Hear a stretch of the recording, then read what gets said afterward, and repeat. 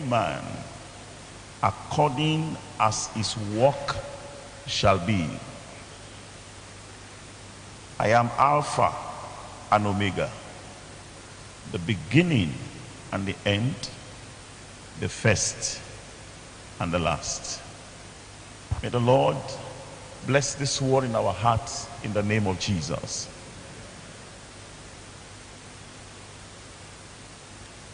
In this little walk with God, and in my experience in the walk of God, I'm still a very small boy. I'm not sure I have garnered so much experience as a servant of God, a preacher of the gospel of Jesus. But I will tell you that this little time I have spent in the ministry since my first ordination in 1988, which is about 36 years back now, I have come to notice that a lot of people who are serving God, they are serving him without hope. Their hope, when they even have it, appear to be here on earth.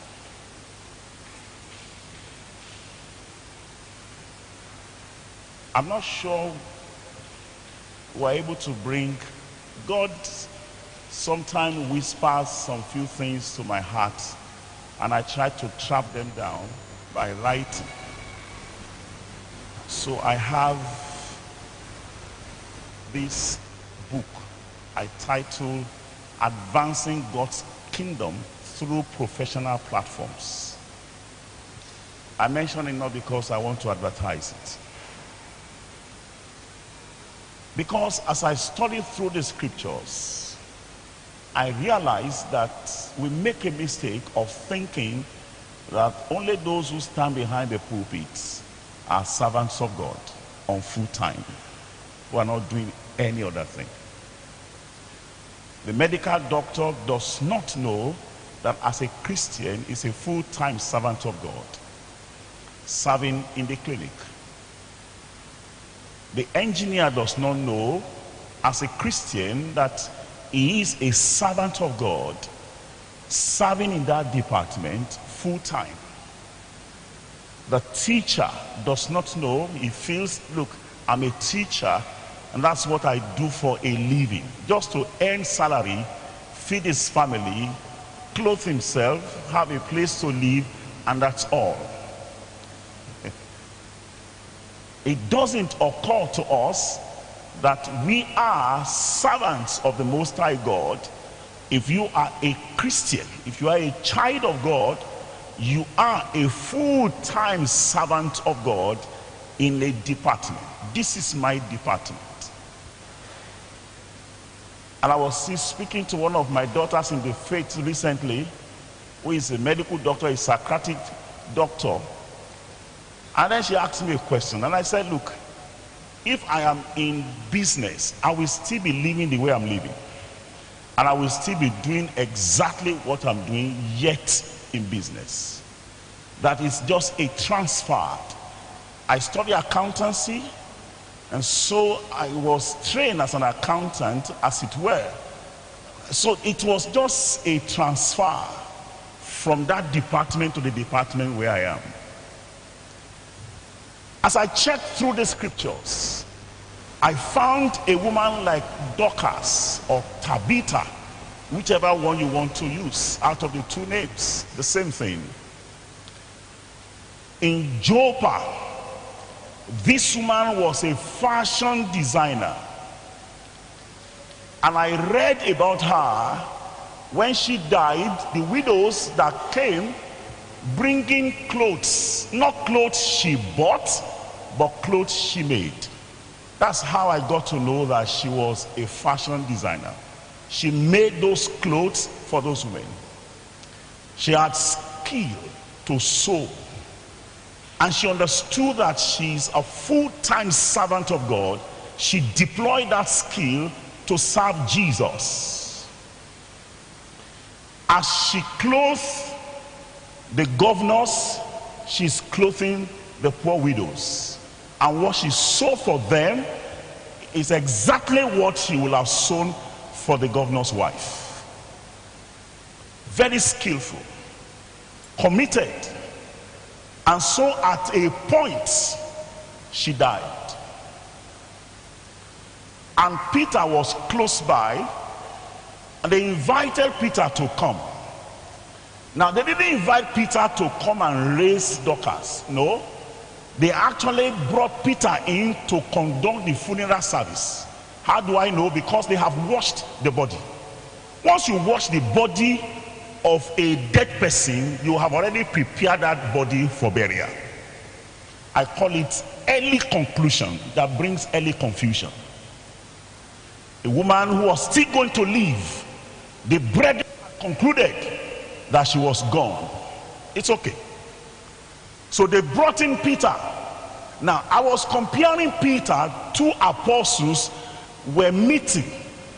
Here was a formally ordained apostle, Peter, and here was another apostle, Dorcas, who was not ordained like Peter. She didn't have pulpit, she had sewing machine.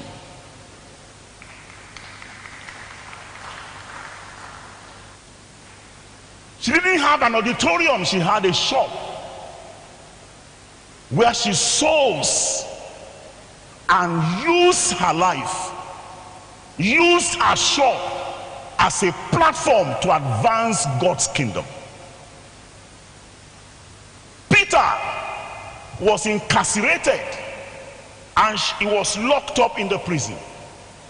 And Herod made up his mind that during Easter, as we are approaching Easter like this, Peter will be brought out and be publicly executed.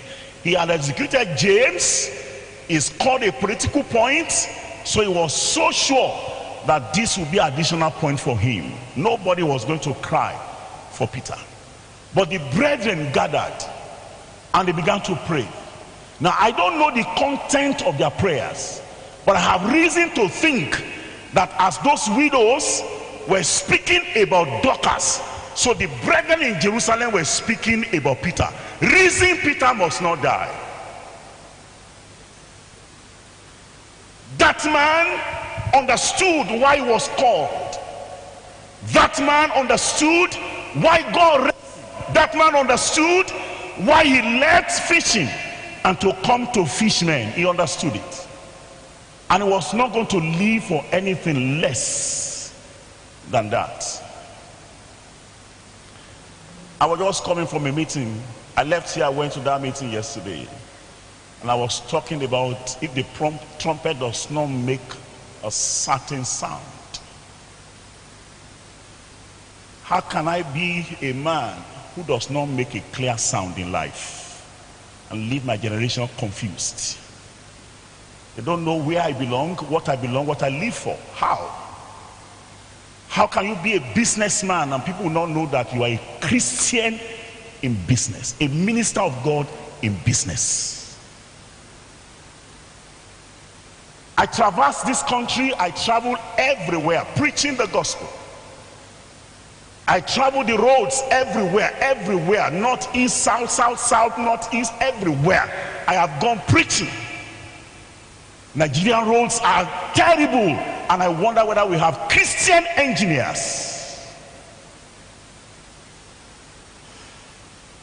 Who are these people constructing our roads? The greatest compromisers are Christians. Permit me to say this, and I don't know whether you will hear me if I switch off the microphone. It's almost becoming very easy to trust a Muslim than to trust a Christian.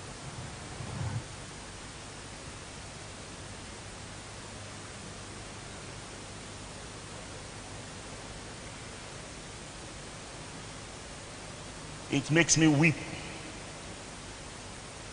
It saddens my heart.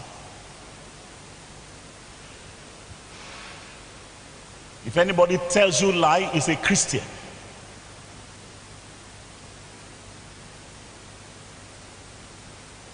You can't trust the judgment of a Christian. A Christian cannot tell you that your job will be ready 5 o'clock on Saturday and you are sure it will be ready on Saturday.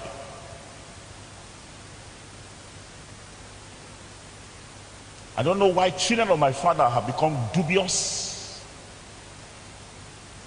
and cannot be trusted. And yet we are Christians. And who am I to blame the congregation? I can't blame them. I take responsibility. There was a time in Israel when there was no true God, when there was no law, and when there was no teaching priests. And so when the church lacked teachers, we become something else. We believe in cheap prophecies. I receive it. And no man can receive anything except he's given from us. Since you have been receiving it, what have you received? We just love to deceive ourselves. Peter was a man at the cutting edge of his ministry. As he was doing his fishing business, the day Jesus was going to recruit him, Andrew, his brothers, James and John, the sons of Zebedee, Jesus was just walking by the sea and he saw them. I read it in the Amplified translation. The Bible said they were throwing their net to and fro, for they were fishermen. Oh, I said, okay. So somebody could be there who is trying to fish for sport. Somebody is there relaxing. He has come for picnic and he's just throwing hook into the sea. But either he catches or not a matter. But for this man, when they throw it here, there's no catch, they will throw it there. If there's no catch, they will throw it here. If there's no catch, they will throw it there, because their lives depended on it. Those were the men Jesus recruited. And so when he engaged them for ministry, that was the same passion with which they pursue their course in life. Dorcas didn't have the pulpit. She had a sewing machine.